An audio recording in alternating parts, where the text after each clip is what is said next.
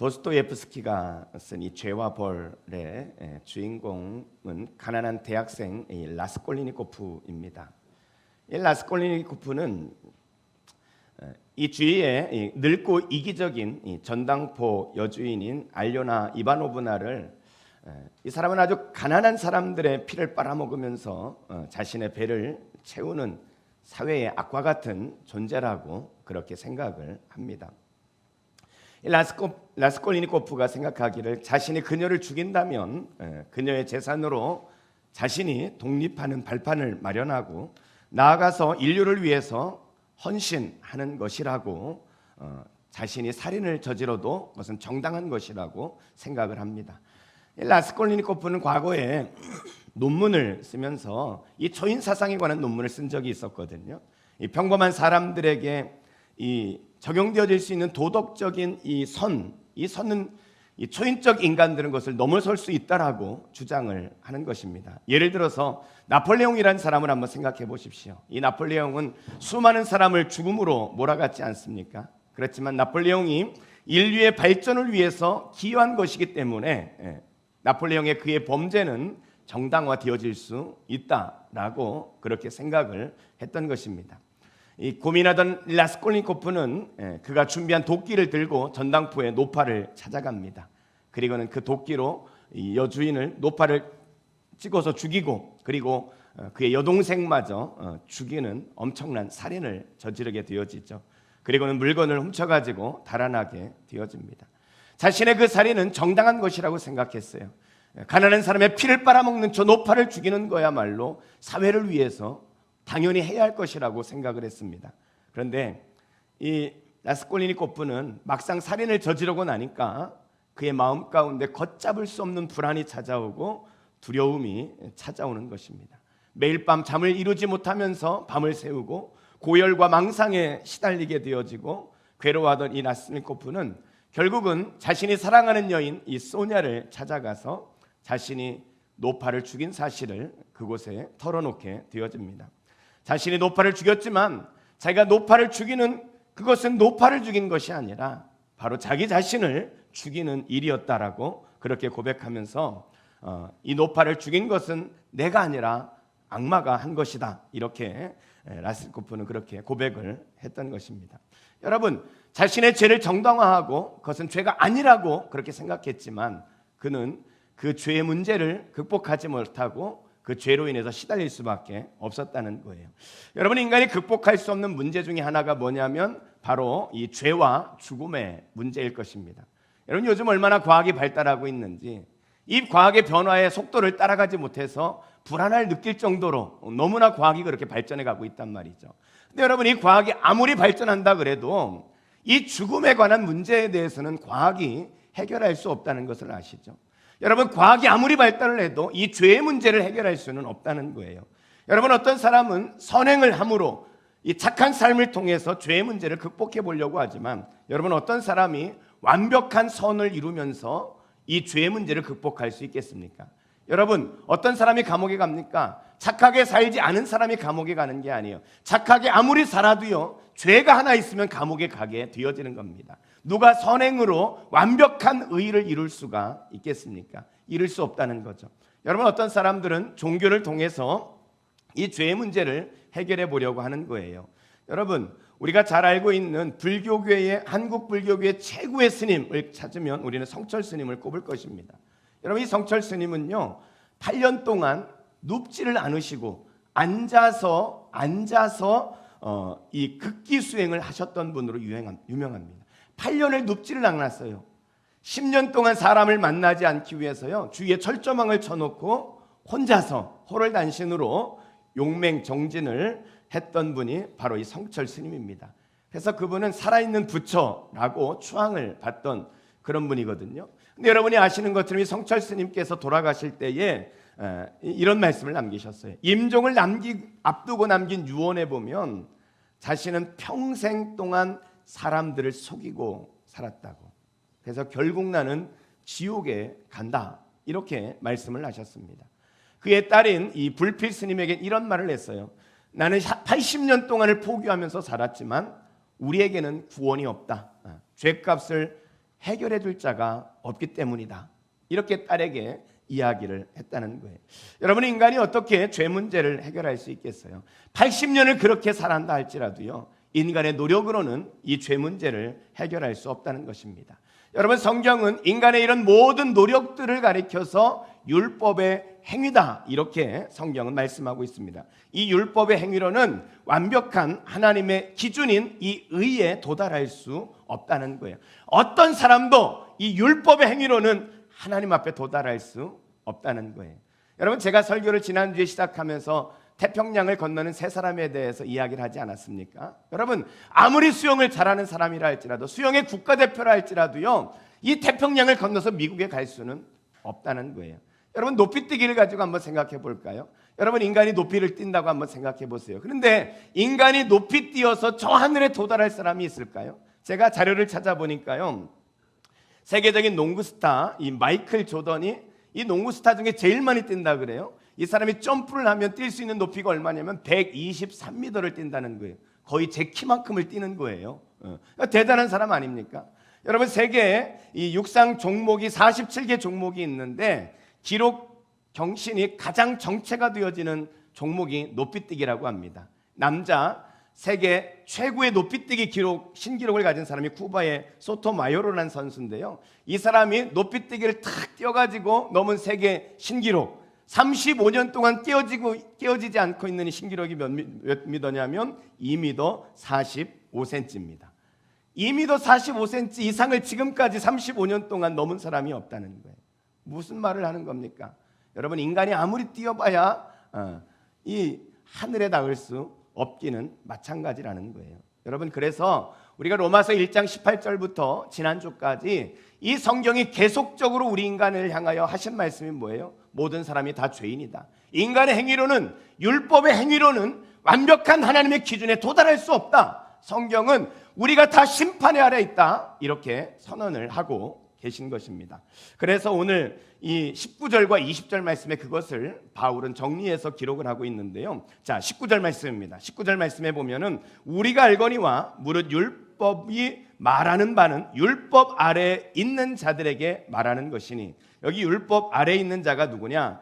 그 뒤에 말씀을 보면 이는 모든 입을 막고 그랬어요. 모든 입을. 그러니까 율법 아래에 있는 사람은 누구냐면 모든 인간을 말하는 거죠. 모든 인간들에게 말하는 거예요. 율법 아래에 있는 자들에게 말하는 것이니 이는 모든 입을 막고 온 세상으로 하나님의 심판 아래에 있게 하려 하심이라. 율법 아래에 있는 모든 인간들, 그 인간들이 율법 아래에 있는데, 율법 아래에 있다는 말은 뭐냐면 율법의 잣대를 가지고 평가하고 판단을 받는다, 그런 뜻이에요. 그러니까 세상의 모든 인간들이 율법으로 평가를 받고 판단을 받게 되어지는데, 율법의 잣대로 평가를 받으면 모든 입을 막을 수밖에 없다는 거예요. 할 말이 없다는 거예요. 왜요? 완벽하게 율법을 지켜낼 사람이 없기 때문입니다. 그래서 인간은 하나님의 심판 아래에 있다, 이렇게 19절에서 소개를 하는 겁니다. 그리고 나서 20절 말씀에 보면요, 그러므로 율법의 행위로는, 이 율법의 행위라는 말 속에 인간이 행하는 모든 노력이 다 들어가 있다 그랬죠. 율법의 행위로 하나님 앞에 의롭다 하심을 얻을 육체가 세상에는 없다는 거예요. 누구도 율법으로 하나님 앞에 다다를 자는 아무도 없다, 이렇게 성경은 선언하고 있는 것입니다. 그렇다면 여러분, 우리가 로마서 1장 18절부터 이 3장 20절 말씀까지 계속적으로 하나님은 인간의 절망을 이야기하고 있는데, 모두가 율법 아래 심판 아래 있다라고 말씀하고 있는데, 그렇다면 여러분, 우리 인간은 더 이상 소망이 없는 것입니까? 이 죄 아래, 율법 아래 있는 인간은 어떻게 되어지는 것입니까? 오늘 성경은 인간의 방법으로 이룰 수 있는 것이 아무것도 없는데 하나님이 제시하시는 방법이 있다는 거예요. 그게 뭡니까? 21절 볼까요? 21절에 보면 이제는 율법 외에 하나님의 한 의가 나타났으니, 인간의 율법을 통해서 율법의 행위로 하려고 했던 모든 것들이 다 좌절되어졌기 때문에 하나님이 율법 외에 하나님의 한 의가 나타났어요. 하나님이 제시하신 방법이 있다는 거예요. 이것은 율법과 선지자들에게 증거를 받은 것이다, 이렇게 말씀하고 있습니다. 하나님이 제시하신 방법이 있어요. 그게 뭐냐면 하나님의 의라는 거예요. 그러면 여러분, 하나님의 의가 뭘까요? 22절 말씀을 보겠습니다. 22절에 보면은 곧 예수 그리스도를 믿음으로 예수를 믿음으로 말미암아 모든 사람에게 미치게 되어지는, 예수를 믿을 때 하나님이 우리에게 주시는 하나님의 의가 있다는 거예요. 누구에게도 차별받지 않는 예수를 믿는 사람에게 하나님이 주시는 의가 있어요. 그게 뭐라고요? 그게 하나님의 의라는 거예요. 그렇다면 여러분, 예수님이 어떻게 했기에 예수를 믿으면 하나님의 의를 우리에게 전가해 주시는 겁니까? 그것을 설명하는 것이 23절과 24절이에요. 23절 말씀에 보면은요, 모든 사람이 죄를 범하였음에 하나님의 영광에 이르지 못하더니, 모두가 다 죄인이잖아요. 그래서 율법의 행위로는 하나님의 영광에 이를 수가 없게 되어졌단 말이죠. 24절, 그래서 하나님이 예수님을 통해서 하셨던 일이 있어요. 그게 뭐냐면 그리스도 예수 안에 있는 속량으로 말미암아, 여기서 속량이란 단어를 쓰고 있죠. 예수님의 속량으로 말미암아 하나님의 은혜로 값없이 의롭다 하심을 얻게 되어졌다는 거예요. 그러니까 하나님의 의가 어떻게 나타났느냐? 바로 예수 그리스도를 통해서 나타나는데, 예수 그리스도가 무엇을 했느냐? 예수 그리스도의 속량을 통해서 우리가 하나님의 의를 덧입게 되어졌다는 거예요.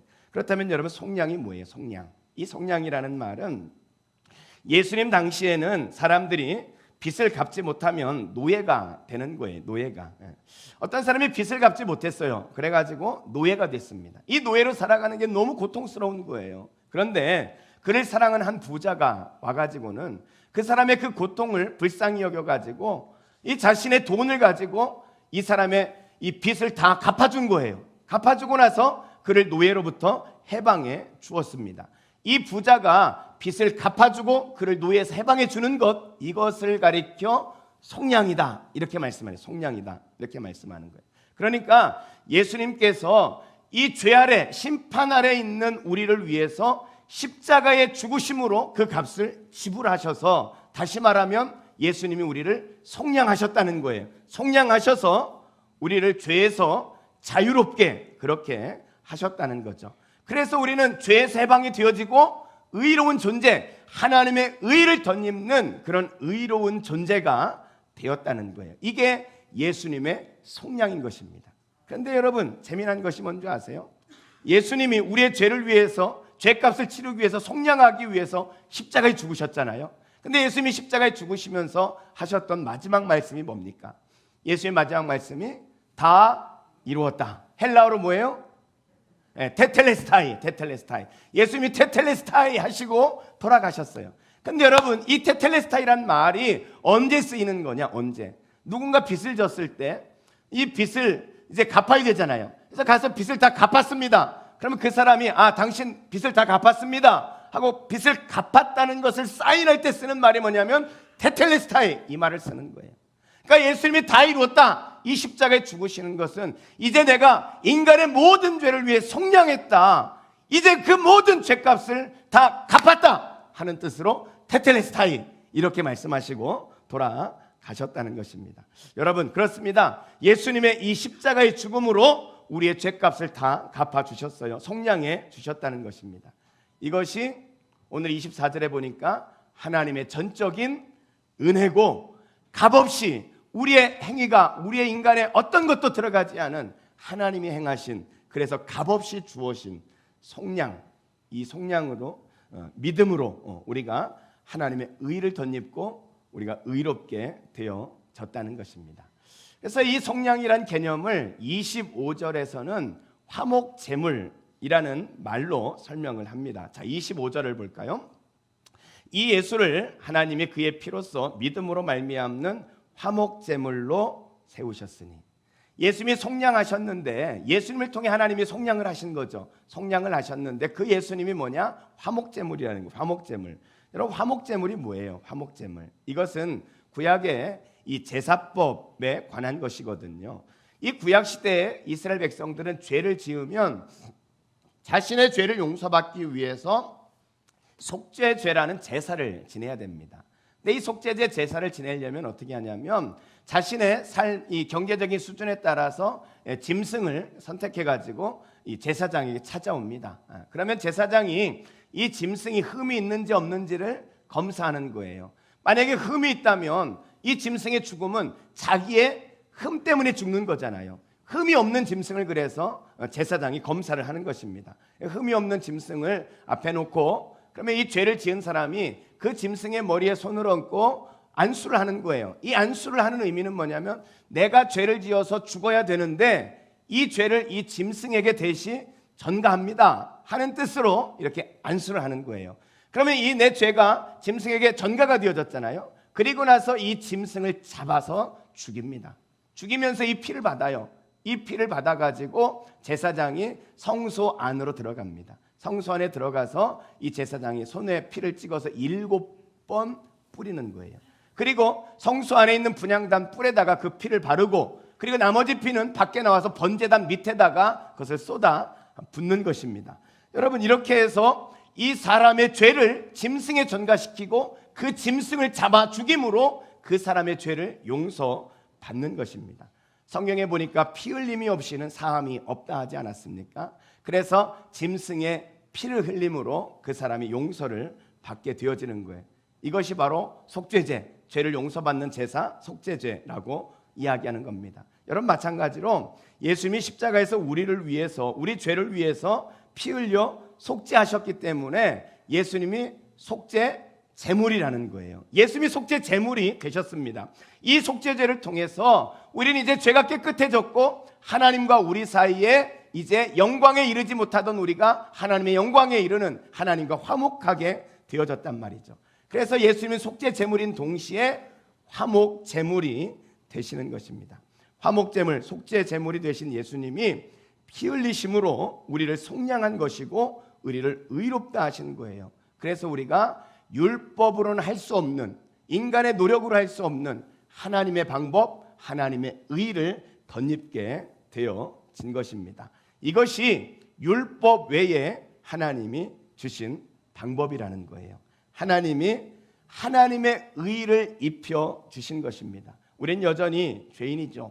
하지만 우리의 죄를 위해서 십자가에 피 흘려 죽으신 예수님이 우리를 위해 속죄 제물이 되셔서 우리를 속량하심으로 우리는 이제 죄에서 자유하게 되어졌습니다. 하나님의 의를 덧입게 되었고요. 우리를 하나님은 이제 죄 없다라고 선언하시게 되어진 것입니다. 그래서 우리는 그 사실을 믿음으로 의롭게 되어졌죠. 그래서 이 말을 우리가 이신칭의라고 하는 것입니다. 인간의 입장에서는 하나님의 의를 덧입었기 때문에 이신득의라고 말하는 것이고, 우리 인간이 죄인이지만 이 십자가의 사건을 통해 하나님이 너는 죄 없다라고 선언해 주셨기 때문에 이것을 이신칭의라고도 이렇게 말하는 것입니다. 여러분, 성경은요, 이 25절 후반절과 26절을 통해서 이 사건의 더 깊은 의미를 우리에게 설명을 합니다. 다시 한번 25절을 보겠습니다. 자, 25절이 우리말이지만 참 어려워요. 해석이 얼마나 어려운지 저도 이것 때문에 한참을 설교 준비하면서 이 고민을 많이 했던 말씀인데, 25절 말씀에 보면 이 예수를 하나님이 그의 피로써 믿음으로 말미암는 무엇으로 삼으셨다고요? 화목제물로 삼으셨어요. 하나님이 예수 그리스도를 화목제물로 삼으셨다는 것은 뭐예요? 우리 인간의 죄를 위해서 예수님을 십자가에 죽이신 거죠. 그러니까 그렇게 하면 하나님의 공의, 하나님이 의롭다는 것을, 하나님은 죄에 대해서 반드시 심판하시는 분이라는 것을 드러낸 거예요. 이게 하나님의 공의를 세우신 거죠. 자, 이는 이렇게 말하고 있어요. 이는. 그러니까 하나님이 예수님을 화목제물로 삼으셔서 자신의 공의를 세우신 것은 그 말이에요. 쉽게 말하면 이는 하나님께서 길이 참으시는 중에 전에 지은 죄를 간구하심으로 자기의 의로심을 나타내려 하심이라. 이게 도대체 무슨 말인지 여러분 좀 이해하기가 어렵죠.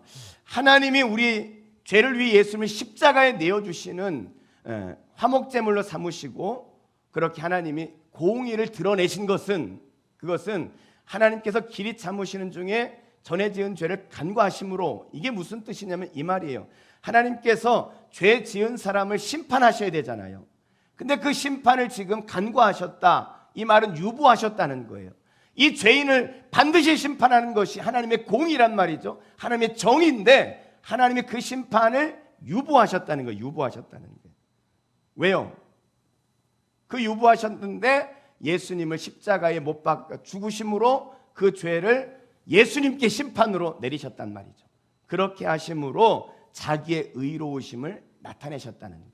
그러니까 예수님이 하나님이 죄를 심판을 유보하고 계시다가 예수님을 통해서 죄의 모든 징계를 내리시고 자신의 의를 드러내셨다. 다시 말하면 하나님의 공의를 드러내셨다 이 말이에요. 자, 26절로 가보겠습니다. 26절에 보면 좀 더 이해가 되는데 곧 이때 자기의 의로우심을 나타내사. 의로움을 나타내사 그 말이 뭔지 아시겠죠? 하나님이 예수님에게 모든 죄의 이 짐을 짊어지시고 십자가에 죽게 하셔서 하나님의 공의를 나타내셨다 그 말이에요. 하나님의 의로우심을 나타내사 자기도 의로우시며, 하나님이 의로운 분이다, 하나님은 죄에 대해서 징계하시는 공의로운 분이시다 하는 것을 나타내셨고, 또한 예수를 믿는 자를 의롭다 하려 하십니다. 예수 믿는 자는 그 십자가의 사건을 통해서 용서하시는 사건이 생겨났죠. 그래서 의롭게 되어졌기 때문에 그 속에 하나님의 뭐가 담겨 있는 거예요? 하나님의 사랑이 담겨져 있다는 거예요.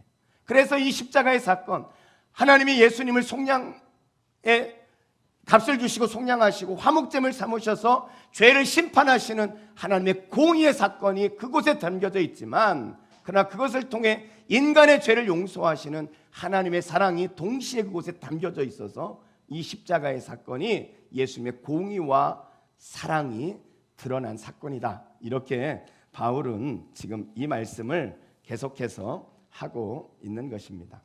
자, 여러분, 제가 아주 그냥 숨가쁘게 26절까지 달려왔는데, 하나님이 율법 외에 하나님의 의를 정하시고 그것을 예수님의 속량을 통해, 화목제물을 통해, 십자가의 죽음을 통해 우리를 덧입게 하셨다 그랬잖아요. 그런데 여러분, 이 의를 덧입는 방법이 있어요. 의를 덧입는 방법. 그게 뭘까요? 그게 뭐냐면 바로 믿음이라는 거예요. 믿음으로. 그래서 21절부터 26절까지 이 짧은 구절 속에 계속해서 반복하여 말하는 게 뭐냐면 믿음으로 그것을 얻는다는 것입니다. 자, 22절에 보면은요, 모든 믿는 자에게 미치는 하나님의 의라는 거예요. 하나님의 의가 믿는 사람에게 미치게 되어져요. 25절에 보면 세번역으로 보면은요, 그의 피를 믿을 때에 이 십자가의 사건이 유효하다 이렇게 말씀합니다. 26절에서는 예수를 믿는 자를 의롭다 하려 하심이라. 믿는 자를 의롭게 하시는 거예요. 그래서 우리가 하나님이 준비해 놓으신 우리를 의롭다 하시는 이 모든 것들을 받아들일 수 있는 방법, 그것이 바로 뭐다? 믿음이라는 거예요. 믿음으로 우리는 하나님이 준비하신 하나님의 의, 그것을 덧입게 되어진 것입니다. 여러분, 그렇다면 이 믿음에 대해서 우리가 한번 좀 생각해 봐야 되겠습니다. 믿음에 대해서 1960년대에 미국의 이 한 지역 신문에 이 캐딜락 있지 않습니까? 캐딜락. 저는 캐딜락이 정확히 어떤 차인지는 잘 모르겠는데 하여튼 비싼 차라는 건 제가 알아요. 이 캐딜락이 50불에 판다는 이런 광고를 지역 신문에 나오게 됐어요. 50불에. 여러분, 당시에 이 캐딜락을 50불에 판다는 것은 믿을 수 없는 일이었어요. 왜냐하면 당시에도 이 캐딜락은 5,000불이 넘는 그런 차거든요. 5,000불이 넘는 차를 50불에 판다고 광고가 나왔으니까 이 신문 광고를 본 사람들이 어떤 생각을 했을까요? 아, 이거 뭔가 실수가 있었던 것 같아. 신문을 내면서 이 공을 2개 빼뜨린 것 같아. 사람들이 누구도 그것을 믿지 않았어요. 이 잘못이야, 실수했을 거야. 그런데 이것이 무려 일주일 동안을 광고가 실리게 되어집니다. 일주일 광고가 실리게 되어지고, 그리고 나서 그 광고가 내려오게 되어졌는데, 이것을 이상하게 여긴 한 신문 기자가 이 무슨 사연인가 해서 이것을 취재를 하게 되어졌어요. 취재를 하고 보니까 이런 사연이 숨겨져 있었습니다. 이 한 부자가 죽으면서 마지막 유서를 남겨놓고 죽었거든요. 근데 그 유서를 보니까 자기의 회사와 이 집을 사랑하는 아내에게 다 이렇게 물려주겠다 이렇게 되어 있어요. 그런데 거기까지만 돼 있었으면 좋았는데 그 뒤에 뭐라고 돼 있냐면 이 아내가 모르는 여자친구가 있었던 거예요, 남편이. 이 남편이 아내에게만 재산을 줄 수 없고 이 여자친구에게도 재산을 좀 줘야 되겠는데 어떻게 할까 하다가 이 캐딜락, 자기가 타던 이 비싼 차를 팔아가지고 그 돈을 여인에게 이렇게 주라고 거기에 그렇게 이제 유서를 남긴 거예요. 아내 입장에서 어떻겠어요? 열받았겠죠. 아니, 자기만을 사랑하는 줄 알고 여태까지 살았는데 숨겨놓은 여자가 있었단 말이야. 그러니 이 캐딜락, 이 비싼 차를 주고 싶겠어요? 주고 싶지 않겠죠. 그런데 이 캐딜락을 주지 않으면 자기가 받을 수 있는 유산도 못 받게 되어진단 말이죠. 이 유서가 이 자기에게 해당이 안 되어지니까, 그래서 이 캐딜락을 팔아서 그 여인에게 줘야 되는데 이 값을 다 팔아서 주면은 그 여인 좋아하는 일을 하는 거니까, 그래서 신문 광고에 이 5,000불짜리 캐딜락을 그냥 50불에 팝니다, 이렇게 신문 기사에 냈던 거예요. 일주일을 내는데 아무도 그것을 믿질 않는 거예요. 실수했겠지, 잘못했겠지. 근데 일주일이 되던 날 한 사람이 찾아와가지고 그래가지고 50불에 그 캐딜락을 사가지고 갔다는 것입니다. 여러분, 참 이 여자 참 지혜롭죠. 이렇게 지혜로운 여자를 두고 왜 여자친구를 두는지 모르겠어요. 여러분, 이 남자가 어떻게 5,000불짜리 캐딜락을 50불에 살 수 있었을까요? 무엇 때문에? 믿었기 때문에. 믿었기 때문에 그것을 살 수 있게 되어졌다는 것입니다. 여러분, 우리는 죄로 인해서 하나님의 심판 아래에 있잖아요. 하나님은 우리를 사랑하셔서 예수님을 십자가에 내어주십니다. 우리를 속량하시고 우리를 의롭게 할 모든 조건을 다 하나님이 다 갖추어 놓으셨어요. 다 갖추어 놓으시고는, 그리고는 우리가 그 십자가에 죽으신 예수 그리스도가 내 죄를 대신해 죽으셨다는 사실을 믿기만 하면 하나님 우리를 다 용서하시고 또 하나님의 의를 덧입혀 주신다, 이렇게 하나님이 선언하셨단 말이에요. 우리가 이 사실을 믿으면 이 믿는다는 말은 하나님이 우리에게 다 준비해 놓으신 그것을 우리가 믿음의 손을 내밀어서 받기만 하면, 그 말이죠. 받기만 하면, 그러면 하나님은 우리의 모든 죄를 용서하시고 우리를 의롭게 하시고 하나님의 자녀가 되게 하신다는 거예요. 이게 믿음이라는 거예요. 하나님이 우리를 위해 다 준비해 놓은 사실을, 내가 죄인이기 때문에 어쩔 수 없는, 지옥 갈 수밖에 없는, 심판 아래 있을 수밖에 없는 난데, 그런 나를 대신해서 예수님을 통하여 십자가의 사건을 통해서 나를 속량하시고 깨끗게 하시고 의롭게 해주신 하나님의 그 사랑을 받아들이기만 하면, 이게 믿음이라는 거예요. 그럼 우리는 깨끗하게 되고 하나님의 의를 덧입게 되어지고 하나님의 자녀가 되어진다는 것입니다. 사랑하는 성도 여러분, 믿으십니까? 믿으십니까? 여러분, 만약 우리 가운데 아직 이 사랑을 받아들이지 못한 분이 있다면, 주님이 이렇게까지 선언하는데 이 선언을 믿지 못하고 여전히 율법의 행위로, 자신의 노력으로 의로울 수 있다고 고집하고 있는 분이 있다면 오늘 불가능한 자신의 의를 내려놓으시고 우리 죄를 대신해서 죽으시고 우리를 속량하신 예수님의 그 십자가의 사건, 하나님의 그 사랑, 하나님의 그 은혜를 우리의 마음 가운데 믿고 그 예수님을 영접하고 하나님의 의를 덧입고 하나님의 자녀가 되어지는 시간이 되시기를 주의 이름으로 축복합니다. 근데 여러분, 사실 오늘 우리 가운데 대부분의 사람들은 이미 그 하나님의 사랑을 다 받아들이고 믿음으로 구원을 얻은 분이라고 저는 그렇게 생각이 되어집니다. 그래서 오늘 저는 한 가지를 더 여러분들이 생각을 해봤으면 좋겠어요. 여기서 우리가 간과할 수 없는 한 가지가 있는데, 여러분, 우리가 구원을 무엇으로 받았습니까? 무엇으로 받았어요? 믿음으로 받았어요. 믿음으로. 그렇죠? 구원을 믿음으로 받았습니다. 믿음으로 우리는 하나님의 자녀가 됐어요. 그런데 우리가 믿음으로 하나님의 자녀가 된 사람인데, 하나님의 자녀가 된 사람 그럼 어떻게 사는 겁니까? 하나님의 자녀가 된 사람은 역시 믿음으로 살아야 된다는 거예요.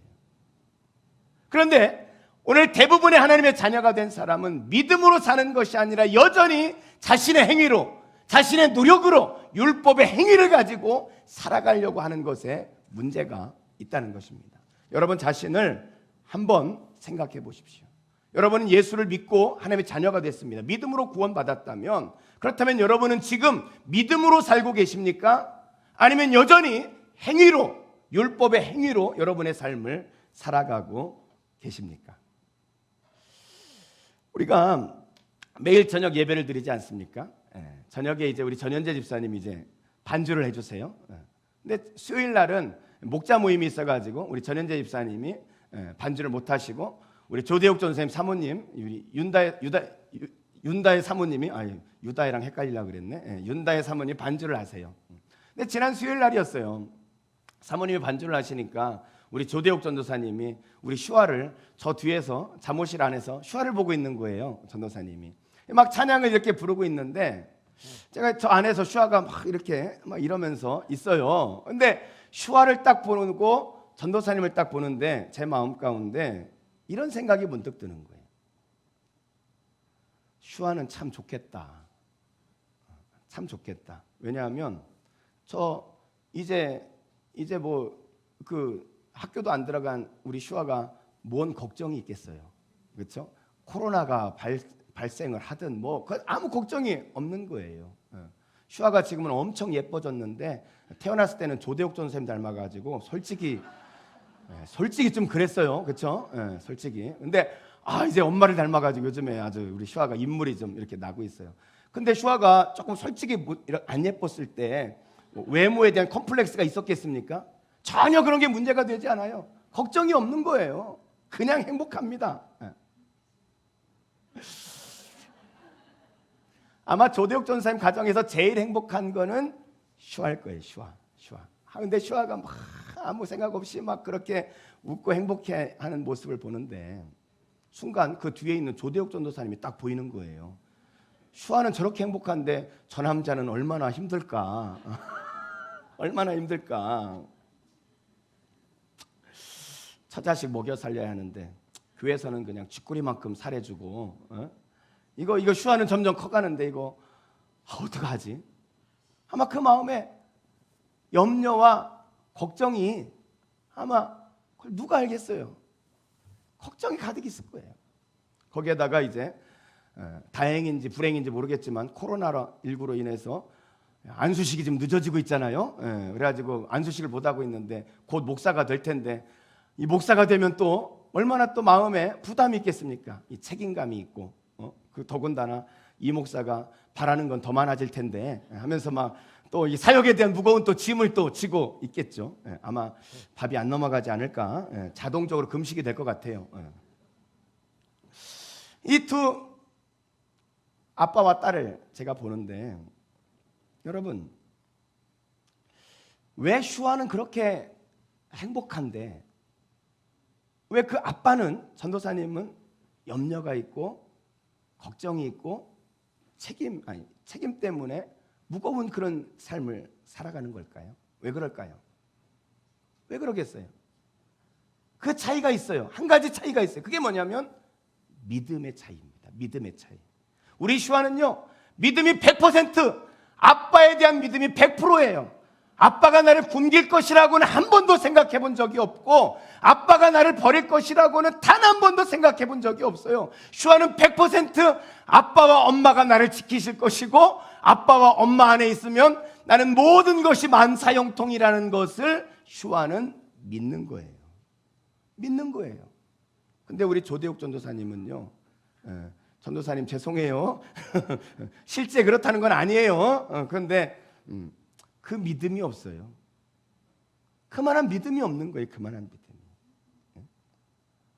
그만한 믿음이 없기 때문에 염려하고 걱정이 되는 거예요. 삶에 내게 주어진 가장으로서의 책임, 이제 목사로서의 그런 책임들이 어깨가 무거워지는 거예요. 여러분 왜 그래요? 믿음의 차이라는 거예요. 여러분 여기서 우리가 굉장히 중요한 것을 생각해야 됩니다. 우리 모두는요 다 그렇게 살았었어요. 여러분도 다 수아 때를 지나지 않았습니까? 다 그렇게 살았어요. 믿음의 사람으로 살았단 말이에요. 믿음으로 그렇게 살았는데 초등학교만 가면은 벌써 비교하기 시작합니다. 비교해 보니까 고민이 생기는 거예요. 걱정이 생기는 거예요. 대학에 들어가야 되는데 어떻게 들어가나 염려가 생깁니다. 취직은 어떻게 하지? 이 처자식은 어떻게 먹여 살리지? 과학이 이렇게 발달하고 미래가 이렇게 투명하지 않은 시대를 살아가는데 내 앞으로 미래는 어떻게 되어지는 거지? 깜깜하고 어두운 이 인생을 살아가면서 염려와 걱정으로 잠이 오지 않는 그런 삶으로 바뀌어져 가고 있다는 거예요. 그런데 문제는 예수를 믿고 하나님의 자녀가 되었음에도 불구하고 하나님을 아버지로 천지를 창조하신 하나님, 나를 사랑하신 아버지가 있는데도 불구하고 그런데도 여전히 우리는 그 하나님을 믿음으로 사는 것이 아니라 내 힘으로, 내 능력으로, 내 경험으로 살려고 하는 거예요. 율법의 행위로 여전히 살려고 하니까 염려와 걱정과 삶의 책임 때문에 눌려가지고 좌절하면서 그렇게 살아가고 있다는 거예요. 그래서 하나님이 답답하신 거예요. 하나님께서 믿음으로 구원을 받은 것은 믿음으로 살라고 하나님이 말씀하시는 것인데, 그 하나님의 말씀을 믿지 못하고 여전히 자기 힘으로, 자기 능력으로 그렇게 살아가고 있으니까 하나님이 답답하신 거예요. 그래서 여러분, 오늘 우리는 믿음으로 구원을 얻은 사람은요, 믿음으로 사는 거예요.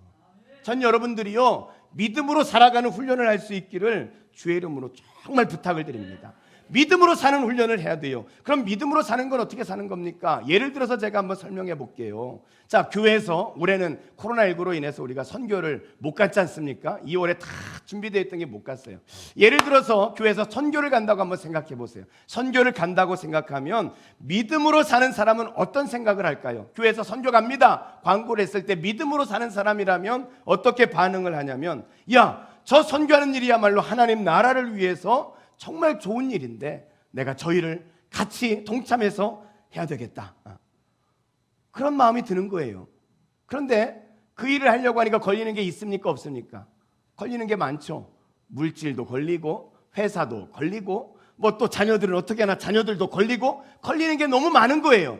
그런데 믿음으로 사는 사람은 어떻게 하냐면, 이야, 하나님께서 이 물질을 어떻게 채워주실까? 이 회사에 이 휴가를 내는 것을 하나님이 어떻게 이 문제를 해결해 주실까? 기대하는 마음을 가지고 그 일을 대해가는 거예요. 기도하면서 하나님이 역사하시도록, 그러면서 그 문제를 하나씩 하나씩 풀어가는 거예요. 이런 사람은 믿음으로 사는 사람입니다. 그런데 믿음으로, 안 믿음으로 사는 사람은 어떻게 삽니까? 기대하는 게 아니에요.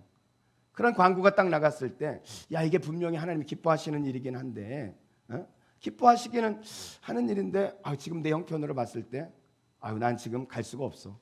무엇보다도 어떻게 회사에서 열흘씩이나 휴가를 내? 난 잘릴걸. 안 돼. 선교가 하나님 기뻐하시는 일이지만 나는 갈 수가 없어 하고 포기를 하는 거예요.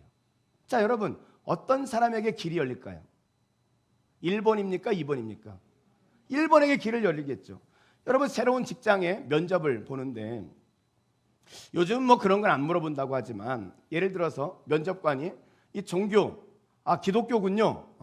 그러면 이 그리스도인들은 뭐 주일날이 되면 교회를 꼭 가야 되던데, 우리 회사는 주일날, 일요일날 가끔 불러가지고 일을 시키는데 그래도 괜찮겠습니까? 이렇게 이제 면접관이 물었다고 생각해 보세요. 그러면은 이 교회를 이 믿음으로 사는 사람은 그 일에 어떻게 대답을 하시겠습니까? 이렇게 대답을 하겠죠. 예, 선생님, 저는 그리스도인입니다. 이 그리스도인은 말씀하신 것처럼 주일을 반드시 지키는 것이 하나님의 말씀입니다. 그래서 저는 주일을 반드시 지켜야 되기 때문에 회사에 양해를 구하고 저는 주일은 반드시 지킬 것입니다. 제가 주일을 못하는 일이 있다면 평일이라도 내가 최선을 다해서 더 열심히 그 일을 하겠습니다. 저는 그렇게 하겠지만, 만약에 그렇게 양해를 구해줄 수 없다면 저는 이 회사에서 일하지 않겠습니다. 이렇게 말하는 거예요. 믿음으로 사는 사람은. 그렇죠? 근데 안 믿음으로 사는 사람은 어떻게 대답할까요? 가끔 불러내는 것은 괜찮습니다. 그때는 뭐 수요 예배도 있고 금요 예배도 있으니까 그때 예배 드리면 괜찮을 것 같습니다. 저를 뽑아만 주십시오. 이렇게 말하는 거예요. 여러분, 왜 그렇게 안 믿음으로 살까요? 왜냐하면 믿음으로 사는 대답을 하면 취직을 못할 것 같은 뭐가 있어요? 염려가 있고 두려움이 있는 거예요. 그래서 믿음으로 반응을 하지 못하는 것입니다. 이 말을 들으면서도 어떤 분은, 야, 전자처럼 하는 그 사람은 참 어리석은 사람이야. 어떻게 그렇게 살아? 그러다가 이 세상에서는 도태되고 아무 데도 취직 못할 걸? 아직도 이런 생각을 하는 안 믿음의 사람들이 이건데 있는지 모르겠습니다. 여러분, 우리는 믿음으로 사는 거예요. 우리 그리스도인은 믿음으로 구원받았어요. 우리가 구원받은 자체가 우리가 뭘 해가지고 구원할 수 있습니까? 전적인 하나님의 능력으로, 하나님의 은혜로 구원받은 사람이에요. 그렇다면 우리가 살아가는 삶도 내 힘으로, 내 능력으로 사는 게 아니에요. 전적인 하나님의 능력으로, 하나님의 은혜로 사는 거예요. 그 하나님을 믿음으로 살아가는 가는 거예요. 여러분, 전 여러분들이 이 믿음으로 살아갈 수 있기를 주의 이름으로 축복합니다. 이 믿음으로 살면서 하나님이 책임져 주시는 경험할 때, 그때 내 믿음이 다시 한번 성숙되어지고, 또 이 성숙된 믿음으로 다시 한번 도전하고 믿음으로 살아낼 때 하나님이 또 역사하시는 것을 경험해서 내 믿음이 또 한번 성숙하고 자라가게 되어지는 거예요.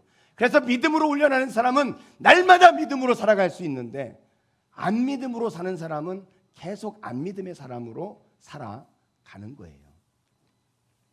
지난주에 제가 간증을 했죠. 고등학교 1학년 때 여자 친구들 따라서 교회를 처음 갔다고. 그렇게 제가 이제 따라갔지만 그 여름 수련회에서 제가 예수님을 영접했습니다. 예수님을 영접했는데 얼마나 좋은지 참 행복했어요. 진짜 세상이 다 아름답고 진짜 열심히 신앙생활을 했어요. 제가 뭐 새벽에도 새벽기도도 나가고, 고등학교 때 여기 회철이 한진이 정도의 믿음보다 더 훨씬 더 이렇게 열심히 제가 봉사를 하고 그렇게 섬겼습니다. 그런데 고등학교 2학년 때 제 마음 가운데 내가 진짜 하나님을 위해 살고 싶은데, 진짜 하나님을 위해 살고 싶은데 어떻게 하는 게 하나님을 위해 사는 걸까? 기도하는데 내 인생을 하나님 앞에 드려야 되겠다. 그래가지고 고2 때 내가 하나님, 제가 목사가 돼서 내 평생 하나님 일만 하면서 살고 싶습니다. 내 인생을 하나님 앞에 드리겠습니다. 해가지고 고등학교 2학년 때 제가 목사가 되겠다고 하나님 앞에 헌신을 했습니다. 그리고 목사가 되기 위해서 제가 준비했어요. 목사가 되기 위해서 대학의 과를 선택하는데 어떤 게 목사를 하는데 좋을까? 선택의 기준은 딱 하나였어요. 어떤 게 목회에 도움이 될까? 그래가지고 제가요, 죄송합니다 이런 말해서 팔자에도 없는 노래를 공부한 거예요. 왜냐하면 우리 목사님이 노래를 못해가지고 예배 때마다 그냥 넘치니까 예배가 너무 힘든 거야. 그래가지고 저보고, 야, 목사는 노래 잘해야 돼. 너 그러니까 음악 공부해. 그래가지고 제가요, 목사가 되기 위해서 노래를 공부한 사람이에요. 노래를 공부하려고 그 대학을 간 게 아니라 목사가 되기 위해서. 제가 그만큼 철저하게 그렇게 하나님 앞에 훈련하고 그렇게 목사가 되려고 그렇게 준비하면서 살았어요. 근데 대학교 4학년 때였습니다. 대학교 4학년 때, 그때 이제 제가 교회에서 살았어요. 교회에서 이렇게 교회 옥탑방에서. 왜냐하면 뭐 어린이 성경학교에 되죠. 애들 수련회 가야죠. 청년들 수련회 또 해야죠. 그러니까 뭐 딴 데 가 있을 수가 없어서 교회에서 그냥 방학 내내 사는 거예요. 방학 내내 이렇게. 그런데 목사님 사택에 사니까 목사님 이 보시는 기독교 관련 신문이 있잖아요. 그 신문을 보는데 거기에 기독교 관련 공모전을 해서 당선된 소설이 신문에 이렇게 실린 거예요. 그 소설을 제가 이렇게 읽었어요. 근데 내용이 뭐냐면, 신학교를 졸업한 전도사님들이 다 사역지를 찾아가는데 한 분이 끝까지 사역지가 없는 거예요. 근데 마지막에 콜링이 온 게 어디냐면 이 한센시병, 이렇게 뭐 예전에 문둥병, 다 싫어하는 이 한센시병으로 고생하고 있는 사람들의 마을에 교회에서 콜링이 온 거예요. 고민이 됐죠. 그곳에 가는 것에 대해서. 근데 이분이 이제 가족과 함께 그곳에 들어가서 사역을 합니다. 사역을 하다가 목사님이 한센시병에 걸리고 사모님이 걸리고 자식들이 다 걸리고 결국은 온 가족이 한센시병에 걸리는 그런 일이 발생한 거예요. 이게 그 소설의 내용이었어요. 근데 그것을 읽는 순간 제 마음 가운데 갑자기 염려가 찾아오기 시작하는 거예요. 만약에 하나님이 나를 저런 곳에 보내면 어떡하지? 아니 저 아프리카 흑인 식인종들 있는 곳에 나를 보내면 어떡하지? 그러면서 그 몇 년을 오직 목회를 위해서 달려왔는데요, 순간 제 마음 가운데 염려가 하나 탁 찾아오는 거예요. 그러면서 이 염려가 제 삶을 사로잡기 시작하는데요, 미래가 걱정이 되어지고 내가 목회를 못하겠다는 생각이 들고 삶의 의욕이 떨어지고 하루하루 살아가는 게 지옥과 같은 거예요. 대학교 4학년 아닙니까? 이제 진로를 결정하고 뭔가를 준비해 가야 되는데 지금 앞이 캄캄한 거예요. 목회는 못할 것 같고 밤에 잠을 잘 수가 없는 거예요. 그렇게 지옥과 같은 하루하루를 살아가고 있는데 목사님께서 저에게 책을 하나 이렇게 소개해 주셨어요. 그 책이 뭐냐면 마틴 로이드 존스 목사님이 쓰신 로마서 강해 책이에요. 이게 총 11권으로 돼 있어요. 책이 제 서재에도 그 책이 꽂아 있는데 근데 11권의 책이 로마서 강해인데 1권이 로마서 1장 1절부터 시작하는 게 아니라 이 1권이 로마서 오늘 우리 읽은 본문 3장 21절로 시작합니다. 이 21절이 어떻게 시작되냐면 여러분 성경 보면 아시겠지만 이제는 하고 시작되거든요. 근데 영어 성경이나 원어 성경에 보면 앞에 접속사가 하나 있어요. 그게 뭐냐면 그러나라는 접속사가 있습니다. But now 이렇게 돼 있어요. 그래서 우리의 더 정확한 번역은 그러나 이제는 이렇게 시작해야 되는데 우리 성경에는 이제는 이렇게 되어 있는데 그 책에는 그러나 이제는 이게 제목이었어요. 1권 첫 번째 이 설교가 그러나 이제는 이게 제목이었어요. 여러분 그 의미가 뭔지 아시겠죠? 왜 그렇게 했는지. 제가 말씀을 드린 것처럼 로마서 1장 18절부터 3장 20절까지 하나님은 모든 인간이 율법의 행위 앞에 율법의 심판 아래 더 이상 소망이 없는 그런 존재였단 말이에요. 인간의 행위로 인간의 노력으로 열심히 발버둥 쳤지만 그러나 그 선을 넘을 수가 없는 거예요. 하나님의 의에 도달할 수 없어서 절망하고 더 이상 아무것도 할 수 없는 전적 무능한 전적 타락인 인간의 그 상태. 그런데 3장 21절에 와서 성경은 그러나 이제는 But now 그렇지만 하나님이 준비하신 하나님의 의가 있으니 그 하나님의 의로 우리는 구원받을 수 있고 의롭게 되어질 수 있다. 위대한 전환이 일어나는 이 But now라는 이 단어를 가지고 이 한 편의 설교를 몇 편의 설교를 하시는 거예요. 이 설교를 읽어가는데요 얼마나 내 마음 가운데 기쁜지. 내가 믿음으로 구원을 받았는데 지금 여전히 내가 믿음이 아니라 내 삶을 내 능력으로 행위로 율법의 행위로 여전히 내 인생을 살아보겠다고 발버둥 치다가 내 인생의 앞이 보이지 않고 염려하고 걱정하고 삶의 모든 것이 끊어진 것처럼 밤잠을 이루지 못하고 지옥과 같이 살아가는 나에게 But now 그러나 이제는 율법의 행위가 아니라 하나님이 제시한 방법 하나님이 믿음으로 살아가는 법을 분명히 말씀하셨는데 하나님이 나를 꾸짖으시고 그렇지 내가 믿음으로 구원을 얻었을 뿐만 아니라 지금도 여전히 나는 믿음으로 살아야 되는데 하는 이 놀라운 하나님의 말씀이요 제 가슴에 들어와가지고 제 가슴이 막 견딜 수가 없는 거예요. 이 도서관에서 그 책을 읽는데요 But now 하면서 한참을 그랬어요. 근데 가만히 앉아 있을 수가 없는 거예요. 이게 얼마나 제 가슴을 뛰게 하는지. 도서관에서 일어났습니다. 나가면서 친구끼리 딱 야, But now. 도로를 가가지고 친구를 만나면 야, But now 막 이러면서 막 한 일주일을 살았어요. But now. 그러나 이제는 하나님.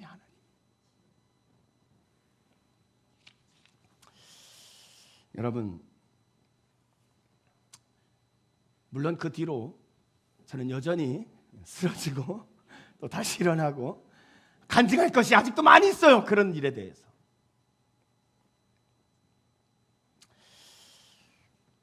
사실 코로나19로 인해서